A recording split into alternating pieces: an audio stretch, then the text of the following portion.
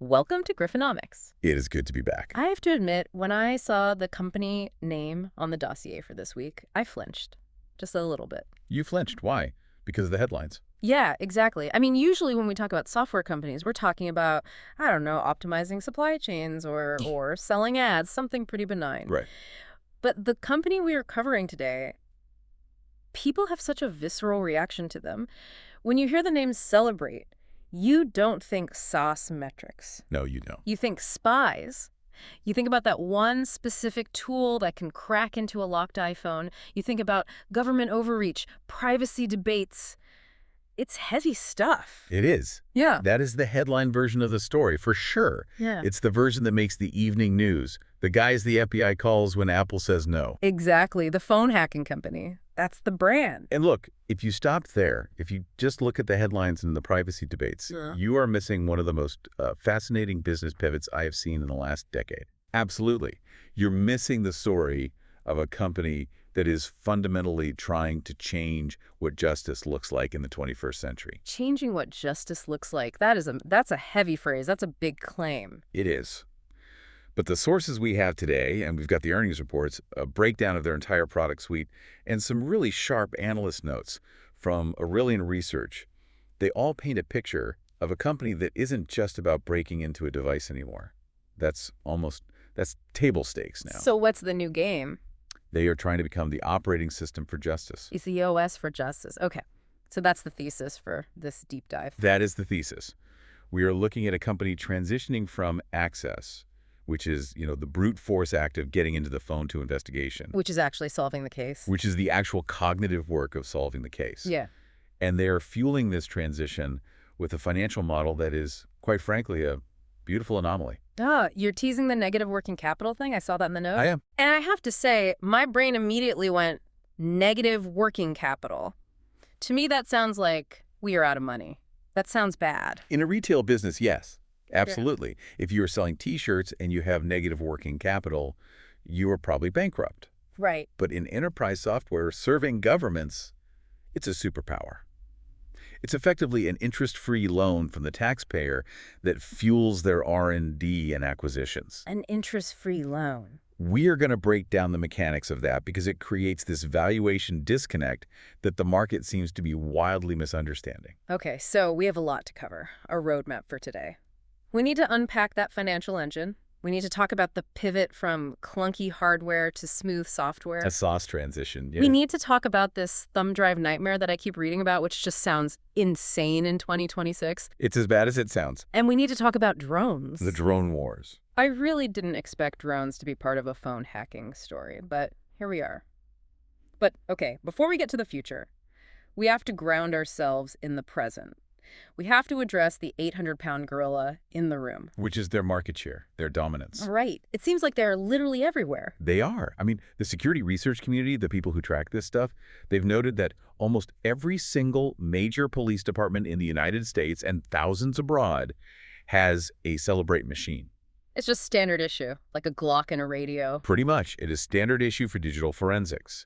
If you get arrested today, and the police seize your phone, the probability that it gets plugged into a Cellebrite device it's near 100%. They own the entry point. But the pitch today, the thesis you're laying out, isn't about that box. It's about something they call legal defensibility. I want to pause on this term because it shows up everywhere in their corporate literature, in their earnings calls. It can sound like marketing fluff. We are legally defensible. What does that actually mean in the context of, say, a murder trial? It means everything. It means the difference between a conviction and a mistrial. Think about how digital evidence works. It is incredibly fragile. Fragile how? It's data. It's ones and zeros. It feels permanent. Exactly. And ones and zeros are infinitely easy to manipulate. If I take a screenshot of a text message, I can Photoshop it in 5 minutes to say whatever I want. Sure. If I extract a file, I can go into the metadata and change the created date or the last modified timestamp. It's trivial. Right. I can make it look like a document was created yesterday when it was really created 5 years ago. You could. So imagine this. A police officer stands up in court and says, "We found this text message on the suspect's phone that says, 'I hid the body.'" The defense attorney's first move, every single time, is to attack the integrity of that evidence. How do we know it's real? How do we know you didn't plant it? How do we know the timestamp is authentic? Who touched this file between the time you seized the phone and the time you walked into this courtroom today? That's the chain of custody. Precisely. The chain of custody.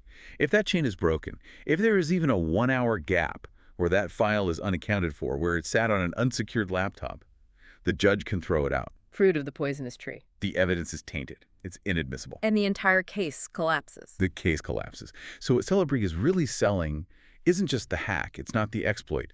They are selling the process. They are selling a cryptographic seal, a hash value, that guarantees that the data you show the jury is exactly, bit for bit, the data that was on that phone at the moment of extraction. They are selling trust. That is the moat. Okay, that makes so much more sense. It's not just a crowbar. It's a notarized crowbar with a timestamped video of it being used. A notarized crowbar. I'm stealing that. That's perfect. Let's look at how they are turning this notarized crowbar into a massive recurring revenue business. Because historically, this was a hardware company, right? They sold a physical thing. Yes. For years and years, if you were a police chief, you bought a UFED Touch. That was the product. I've seen pictures of these. They look like those ruggedized Panasonic Tough Books from the early 2000s. Thick rubber bumpers, a million different cables and dongles sticking out the side. Exactly. Built like a tank, indestructible. You buy it for $10,000, maybe $15,000. You put it in your forensic lab, and it works. It's a workhorse. And that's the problem. From an investor standpoint, that is a complete disaster. It's what we call lumpy revenue. It's unpredictable. Right. You sell the box in Q1 and you book the revenue. Great quarter. But then that police department doesn't call you again for 5 years because the box doesn't break. So you have to constantly hunt for brand new customers just to stay flat. You're on a treadmill. A hamster wheel. It's a hamster wheel. And Wall Street investors, they hate lumpy. They can't model it. They can't forecast it. They want SaaS, software as a service. They want that smooth, predictable, recurring revenue line that just goes up and to the right every quarter. And looking at the Aurelian research report, Cellebrite has actually pulled off this transition, which is notoriously difficult to do. They have. It's really impressive. Subscription revenue is now 67% of their total revenue. That's a huge number. And their annual recurring revenue, the holy grail metric, ARR, hit $481 million in 2025. And that's growing. It's up 21% year over year. That's a healthy clip. So they aren't just selling boxes anymore. How does that work? You still need the physical device to plug the phone into. You do, but the hardware is now just a delivery mechanism for the software subscription. You can't just buy the box and use it forever anymore. If you don't pay your annual license fee, the box stops getting the updates. But I want to push back on this. If I'm a police chief and I have a budget crunch, which, let's be honest, pretty much all of them do, why would I agree to this? Why wouldn't I just say, no thanks, I'll keep using my old UFED Touch from 2021. It still works fine. Because it doesn't work fine. And this is the absolute genius of the model. Yeah. It's not that Cellebrite wants you to upgrade. It's that Apple and Google force you to upgrade. Ah, the arms race. It is a literal, nonstop, multi-billion-dollar arms race. Wow. Every single time Apple releases a new iOS update, iOS 18, iOS 19, they are patching the very security holes that Cellebrite was using to get in. They're changing the encryption standards. They're making the secure enclave even more secure. So my old box from 2021 is a paperweight. It's a brick. If you try to plug a drug dealer's brand new iPhone 16 into a 2021 extraction device, the device won't even recognize the phone. It definitely won't be able to unlock it or get past the new security protocols. So the police chief has no choice. He has no choice. If he wants to investigate crimes involving modern phones, which is all crimes now, he must pay the annual subscription to get the live feed of new exploits from Cellebrite's R&D labs. So the subscription isn't really for the software interface. It's for the ongoing work of their research and development team in Israel, who are just constantly looking for zero-day exploits. Exactly. Yeah. You're subscribing to their R&D lab. You're subscribing to their brain power. And that is a very, very sticky product. Once you are on it, you can't get off without effectively blinding your own police force. Okay, that explains the land part of their strategy. They land in the department with the machine. But the outline talks about land and expand. And specifically, this pivot from selling to the lab to selling to the detective. What does that shift look like on the ground? This is the real multiplier. This is where the growth story gets exciting. Think about the typical personnel structure of a police department. How many forensic examiners are there? The guys in the lab coats. The real tech wizards. I don't know, maybe 2 or 3. 5 in a huge city. Right. It's a specialized and therefore small group. It's a bottleneck. Hmm. But how many detectives are there? How many investigators are upstairs actually working the cases? Homicide, robbery, narcotics. Dozens, maybe hundreds in a big city like New York or LA. Exactly. It's about a 10-to-1 multiple, sometimes more. So for years, Cellebrite was only selling to the three guys in the basement. They'd completely saturated their market, but it was a small market. They capped their own growth. Right. They couldn't sell more than 3 seats. The expand strategy is them waking up and saying, wait a minute, why are we just selling the extraction tool to the lab tech? Why aren't we selling the analysis software to the 50 detectives upstairs who actually need to read the text messages and look at the photos? So instead of just getting the data out, they want to be the software you use to actually read and make sense of the data. To read it, to organize it, to share it, to build a case with it, they want to be the desktop icon that the detective clicks on every single morning when they get to work.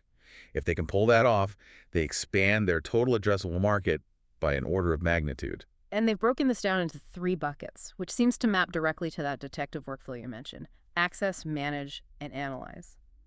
I want to walk through these because the products seem pretty distinct. They are. It really does mirror the life cycle of digital evidence. So step 1 is access. This is the new, modern version of the hacking tool. The product is called Inseetings, Insight. which is a terrible name, by the way. It's spelled Inseyets. Marketing teams. What are you going to do? But yes, the technology is what matters. This is the core engine. And the stat that really jumped out at me from the reports is that 55% of their existing customers have already migrated to this new high uplift subscription platform. 55%. That's fast. It's incredibly fast for government procurement cycles. Usually these things take years of committees and budget approvals. So what's driving that? It goes right back to the arms race. Inseets is the product that claims to have full file system extraction for the latest iOS and Android devices.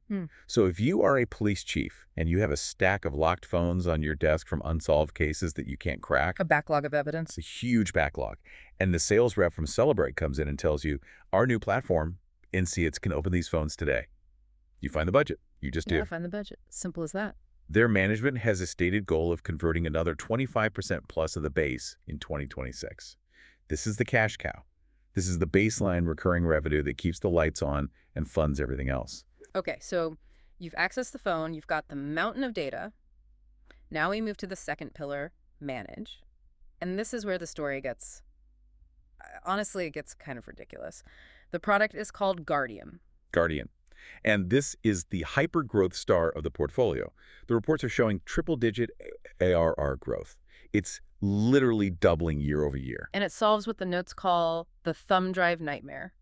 I need you to paint this picture for me because we live in a world of 5G and fiber optics in the cloud. Is the state of evidence management and policing really that bad? It is so much worse than you can possibly imagine. I want you to visualize the current workflow in thousands of precincts right now, today. The forensic examiner in the basement finally cracks a phone. Okay. Modern phones are huge, 256 gigabytes, 512 gigabytes, even a terabyte. It's a massive amount of data. You can't email that. You can't email it. You can't upload it to a standard police server because the IT department has storage quotas. And you certainly can't use your personal Dropbox or Google Drive because it's highly sensitive criminal evidence. It is not legally defensible. So what on earth happens to it? The examiner literally walks over to a supply closet. He grabs a cheap, generic $5 USB thumb drive. He plugs it into his machine, and he waits, sometimes for 2 or 3 hours, for all that data to copy over. No. You're kidding me. I am not. He then puts that thumb drive into a little manila envelope, scribbles a case number on it with a Sharpie, and hands it to a uniformed patrol officer. So it's physical media. And that officer gets in his patrol car and physically drives across town to the district attorney's office or to the detective squad room to hand-deliver this little plastic USB stick. That is the sneaker net. That's what we called it in the 90s. It is the sneaker net in 2026. And just think about the insane liability of that process. Thumb drives are tiny, they fall under car seats, they get left in pockets and go through the laundry, they get plugged into virus-infected personal computers. And what about the chain of custody? Every time that drive changes hands, someone has to sign a piece of paper, right? Hopefully. In a perfect world, yes. But people are busy. They forget. So if the DA asks the detective, who had this drive last Tuesday between 2 and 4 p.m., and there's no signature in the logbook. The defense attorney pounces. The defense attorney stands up and moves to suppress the evidence. Your Honor, we don't know who had access to this data. The chain of custody is broken. It could have been tampered with.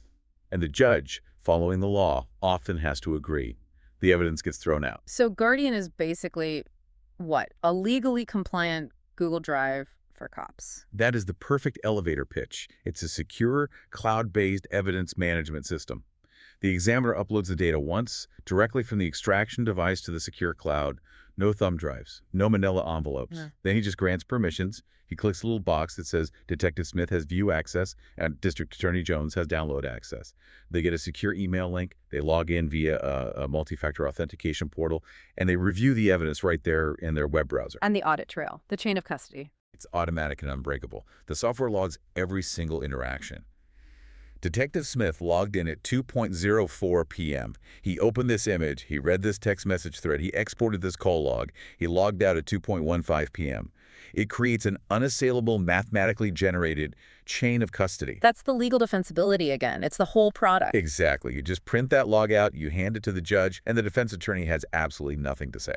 That is why it's growing in triple digits. It solves a logistical nightmare and a legal nightmare in one elegant software solution.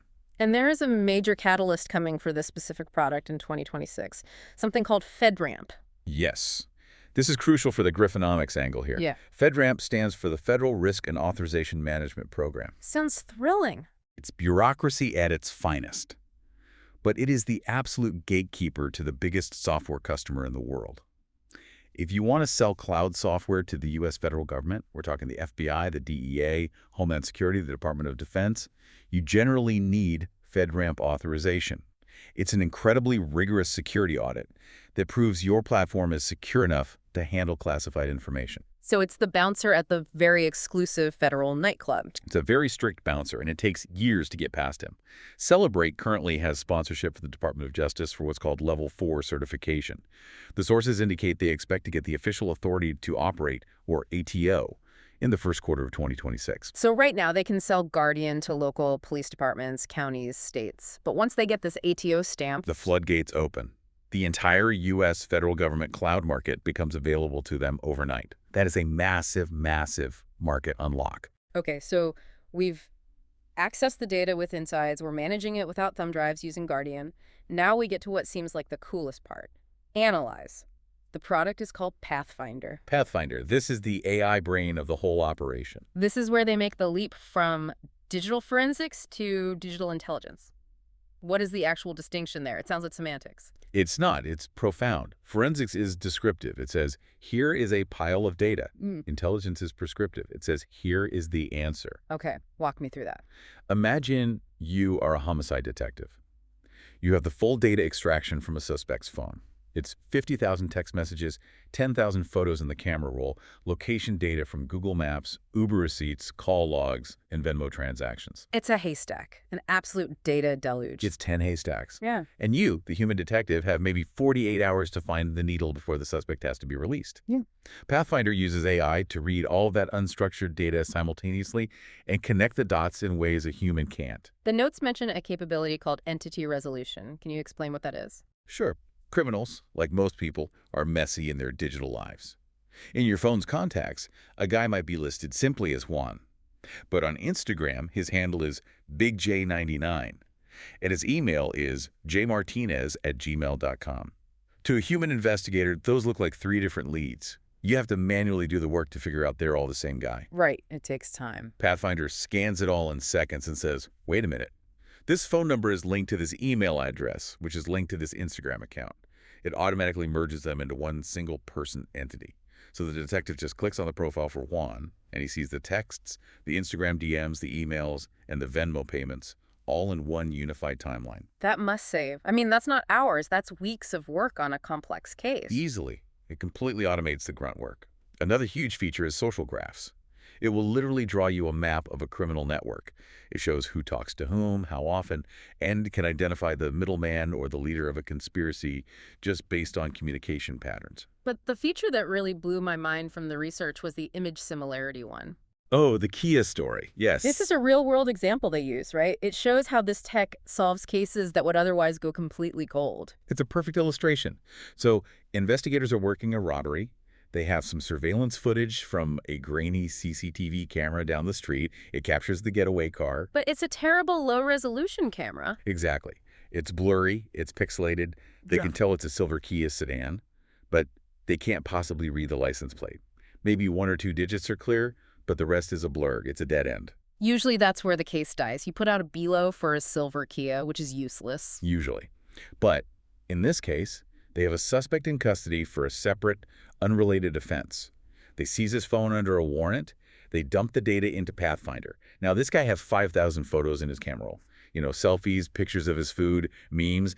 No human investigator have the time or desire to look through all of that. So they feed the blurry CCTV image of the Kia into Pathfinder's AI. The AI analyzes the visual signature of the car. Not the plate, but the shape of the grille, the specific type of rims, the color, maybe the small dent on the fender. And it scans the suspect's entire photo library for a visual match. And bingo, it finds a match. The suspect had taken a crystal clear high-resolution photo of his own car, the exact same silver Kia, 2 weeks earlier. Maybe he's trying to sell it on Craigslist. Maybe he was just showing it off. And the high-res photo has the full license plate? Clear as day. Pathfinder says these two images, the blurry one and the clear one, are the same object with 98% confidence. The detective looks at the phone photo, gets the full plate number, runs it in the system, and boom, it's registered to the suspect. Case solved. That is absolutely incredible. It is. It is also, I mean, let's be honest, it's a little terrifying, right? Extremely. Because if they can do that with a specific model of a Kia, can they do it with a face in a crowd? Can they do it with a unique backpack or a tattoo? They can. And this brings up the constant ethical cat and mouse game, not just with Apple's encryption, but with civil liberties groups. The more powerful Pathfinder becomes, the more it starts to look like a mass surveillance tool. Right. Now, Cellebrite is very, very careful to publicly state, we only run this on data from devices you have a legal warrant for. They aren't Palantir. They aren't scraping the public internet or social media feeds. Yeah. This is all contained to a specific investigation. But the underlying capability is clearly there. The capability is absolutely there, and that is why this Analyze segment is growing 1.5 times faster than the core business, because the volume of digital data is exploding and human bandwidth is flat. Police departments need AI to keep up with the data, or they will simply drown. So that's the core triad. Access, manage, analyze, a complete workflow.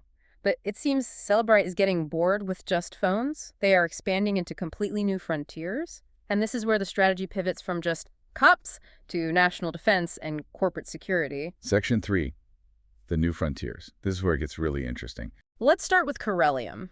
This was a big deal. They bought this company for $170 million in December 2025. What is Corellium? Corellium is, at its heart, a virtualization technology company. Okay, explain that to me like I'm 5. Virtualization. Okay, imagine you have an iPhone. It's a physical object made of glass and metal that you hold in your pocket. Corellium has figured out how to create a perfect ghost of that iPhone that lives entirely on a server in the cloud. A digital twin. A perfect digital twin. It runs the real, authentic iOS from Apple. It thinks it's a real phone. It acts like a real phone.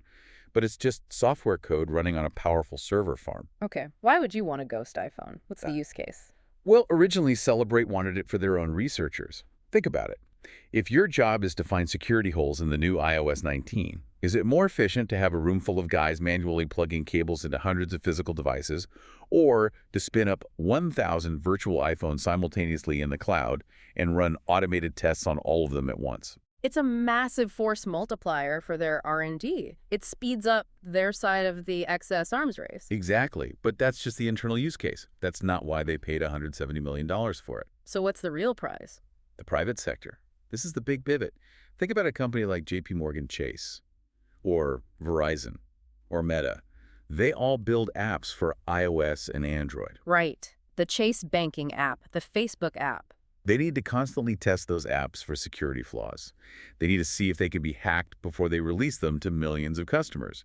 Do they want to buy and maintain a warehouse full of thousands of physical iPhones and Androids just for testing? No. That's incredibly expensive and slow. They want to spin up virtual ones in the cloud. Exactly.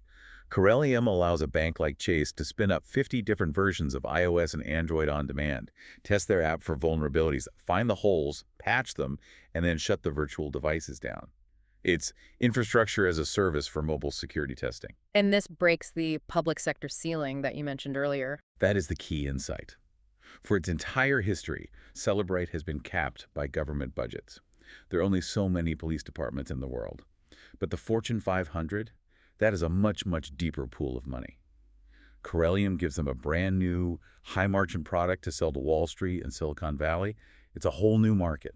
And the notes mention CFIUS approval being a big deal. Why is that? CFIUS, the Committee on Foreign Investment in the United States. It's a powerful government body that reviews deals for national security risks. Since Cellebrite is technically an Israeli company buying a U.S. tech firm, this deal got heavily scrutinized. To make sure sensitive tech doesn't fall into the wrong hands. Precisely.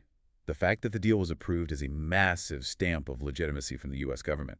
It effectively says, we have reviewed Corellium's core technology and we trust Cellebrite to be the steward of it. It's a huge competitive advantage and de-risks the acquisition significantly. So that's the corporate play. But then we have the other, smaller acquisition, SCG Canada. And this is, well, you called it the drone wars. This is a much smaller deal in dollar terms, only about 15 to 20 million. But the strategic implication is enormous. The core thesis from management is simple and powerful. Drones are now the second most valuable data source for investigations, right behind mobile phones. Second most valuable. That's a very bold claim. Is it, though?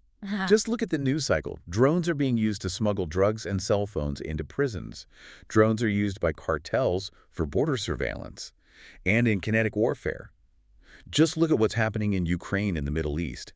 The cheap, off-the-shelf drone is the defining weapon of modern conflict. It's not just a hobbyist tool anymore. Not at all. This isn't just about catching a guy smuggling cigarettes. This is about soldiers on a battlefield. When a soldier on the front line shoots down an enemy drone, that little piece of plastic and silicon is an intelligence goldmine. What kind of intelligence can they get off it? Flight logs, video feeds, target data.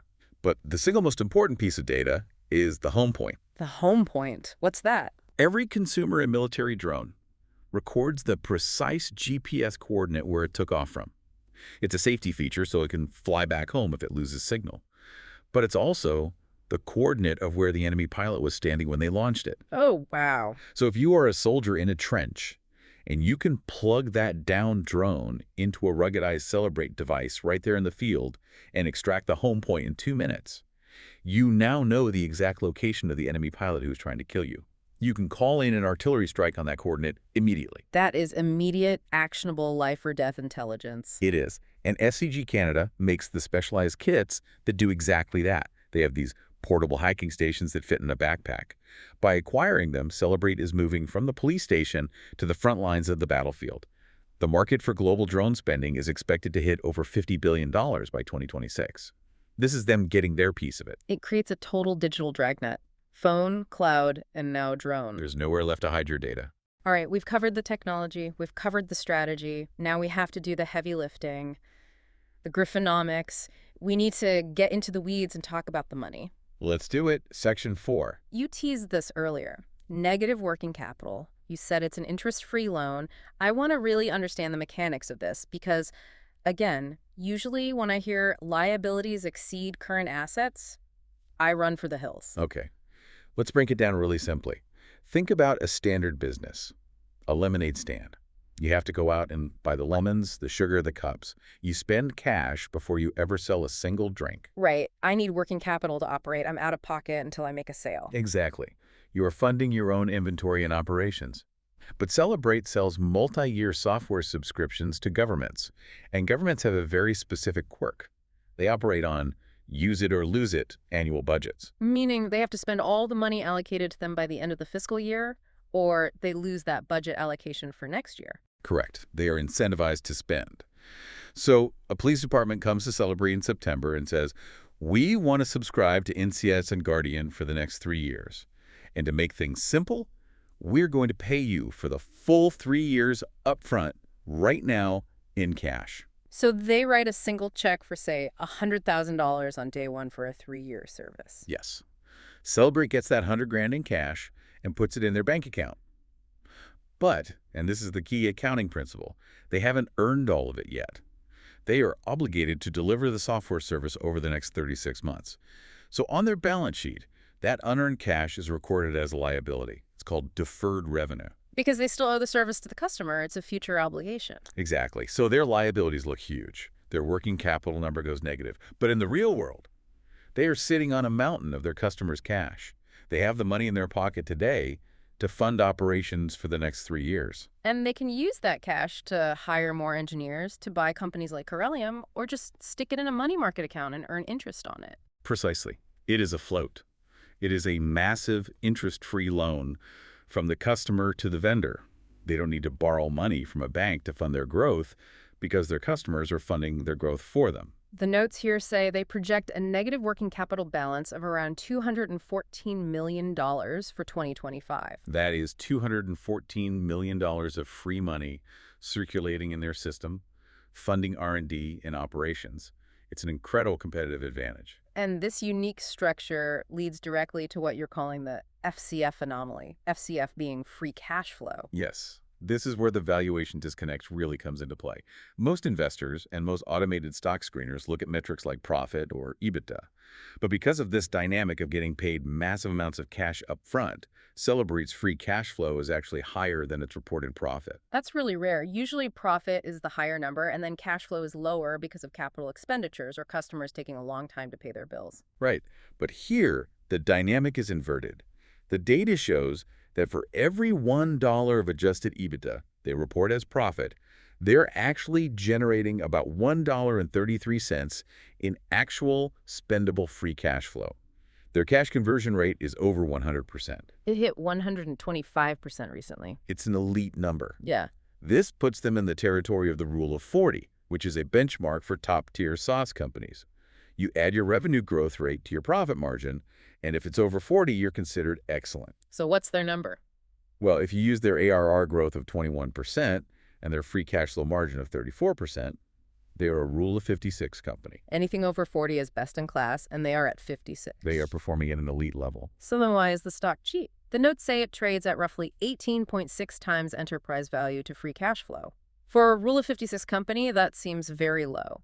A company like Axon, which is in a similar space, trades at something like 55 times. It is low, and that is the core Griffonomics opportunity here. The market is screening for EBITDA. They see a decent but not spectacular EBITDA multiple and think, okay, the stock is fairly valued. But they are missing the more powerful cash engine underneath.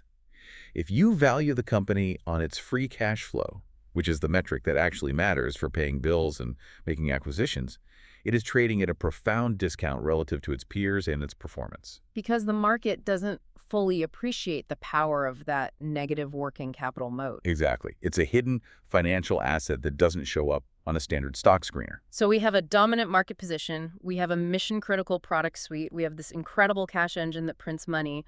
What is the outlook? What catalysts are coming in 2026 that could make the market wake up to this story? The sources are all pointing to something they call the federal thaw. The thaw. That implies that things were frozen. They were. 2025 was a notoriously slow year for U.S. federal government spending. There were budget delays, continuing resolutions, threats of shutdowns. The money just wasn't flowing to new projects. Classic Washington gridlock. But 2026 looks very different. The big budgets have been passed. The research shows that funds are now being specifically released for key initiatives like border control and fentanyl enforcement, both of which are heavily reliant on digital evidence. And remember FedRAMP. The key to the federal kingdom. That ATO, the authority to operate, is expected to hit in Q1 2026. So just as the federal government is turning on the spending fire hose, Cellebrite gets the final license they need to stand there and catch the money. It's a perfect storm for federal growth. And what about the AI roadmap? You mentioned agentic AI earlier when we were talking about Pathfinder. What does that mean? This is the next phase of the AI mode. Right now, most of Pathfinder's AI is about, show me the data. It finds the connections. Agentic AI is about, do the work for me. Give me a concrete example. They are building discrete, specialized AI agents for different types of crime. For example, an ISARG agent. That's Internet Crimes Against Children. That is incredibly tough work for human investigators. Very high burnout rates. It's horrific, traumatic work, and it involves sifting through potentially millions of images and videos. The agentic AI can automate that initial, soul-crushing sweep. It can scan all the seized devices, identify the illegal material using image recognition, categorize it, and even generate the initial draft of the report for the warrant return. It does the paperwork and the most traumatic part of the viewing. It does. It allows the human investigator to focus on the suspect and building the case, not on staring at a screen of horrible content for hours. They are also building a cold case agent. A bot that never gets tired, that just reviews old files. Exactly. An AI that can ingest the entire digital case file from a murder 10 years ago and cross-reference it with every new piece of data that comes in today. It's looking for connections a human would never have time to find. Hey, this burner phone number from a 2015 homicide just popped up in a 2026 drug bust in another state.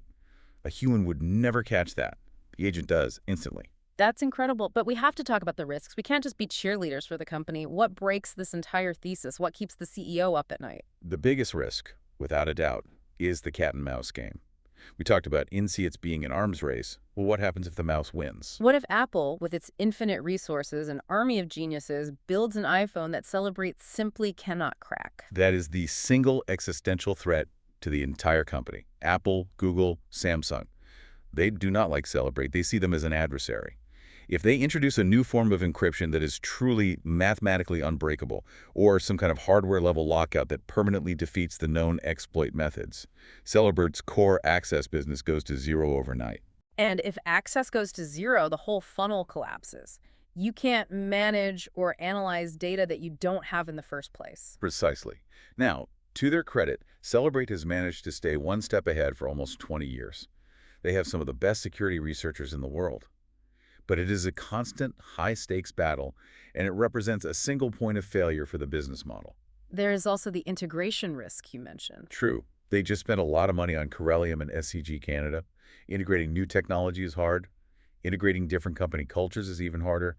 Corellium is staffed by a bunch of brilliant, independent-minded, white-hat hackers.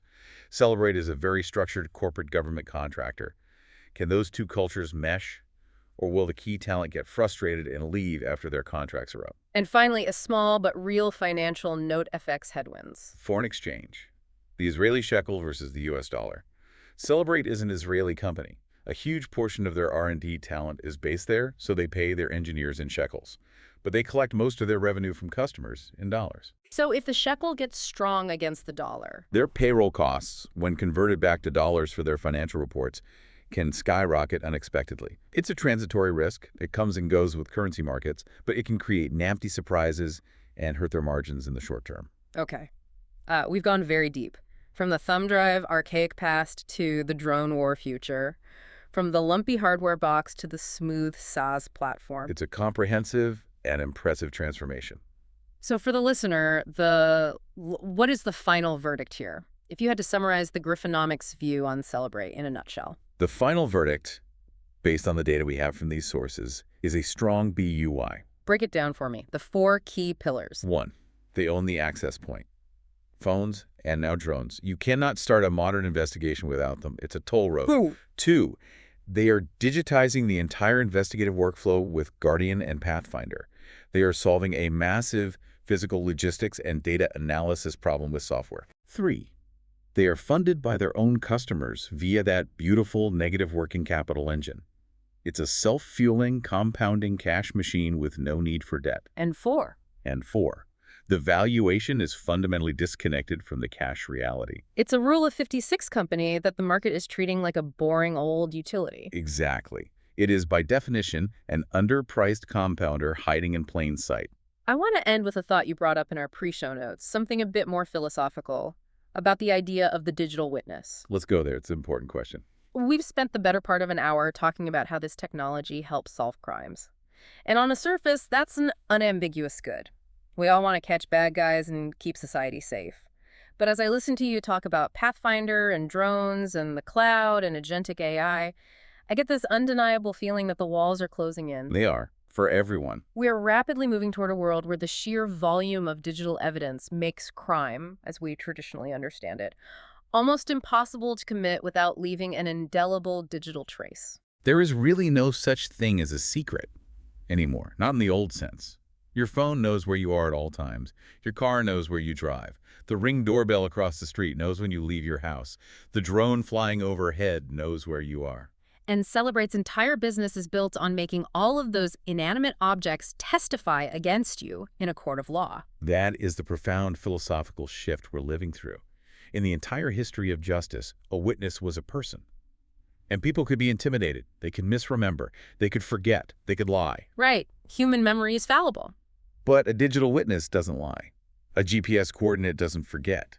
A timestamp doesn't get scared. And as Cellebrite expands from phones to drones to cars to the cloud, we have to ask the question, at what point does the digital witness become the only witness that matters? If the algorithm says you did it, does it even matter what you say anymore? That is a very heavy question for the philosophers and probably the Supreme Court to wrestle with in the coming years. But for investors, it sounds like a very, very wide moat. The widest moat there is. Information. Thanks for joining us on this deep dive. Always a pleasure. Risk it defined. Portfolio protected. We'll see you next time.